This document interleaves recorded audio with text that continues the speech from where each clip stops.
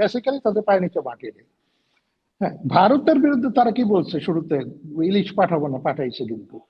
পেঁয়াজ আনবো না, পেঁয়াজ আনছে, সবই তো করতেছে, ব্যবসা বাণিজ্য সবই করতেছে। ওই ইভেন মায়ানমার ছেটেও ভারতের কাছে তারা প্রতিরক্ষা সহায়তা দিয়েছে, সেই শেখ হাসিনার ওই এই চুক্তি অনুযায়ী চাইছে, ওইটা দেখাই চাইছে কিন্তু। ইউনুসের সাথে তো ভারত কোনো চুক্তি করে নাই।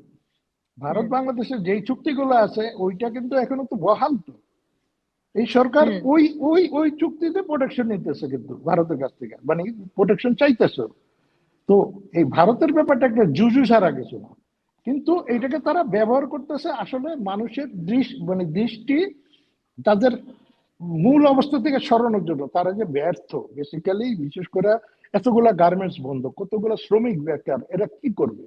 লোকজন চুরি ডাকাতি করতেছে, মেয়েরা বাধ্য হয়ে শরীর বিক্রি করতেছে, বাসায় মানে এক একজনের উপর তো 4-5 জন পরিবার চলে, 4-5 জনের পরিবার চলে। তার মানে সবাই তো ক্ষুধার্ত। বাজার দর অগ্নিমূল্য, টাকার মূল্যস্ফীতি চলতেছে, ব্যাংকে আপনি 10,000 টাকার উপর তুলতে পারবেন না।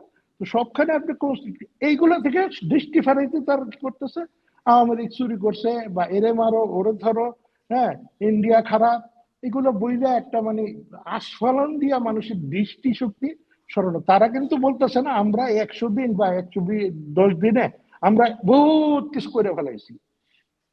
হ্যাঁ, যে মানুষকে যদি সান্ত্বনা দিতে পারতো যে আমরা এত কিছু করছি, এই বিপ্লব এতই সফল, হ্যাঁ, যে আসলে আমরা একটা ফ্যাসিস্ট সরকার হটায় জনগণের সরকার আনছি এবং জনগণ সুখে শান্তিতে আছে।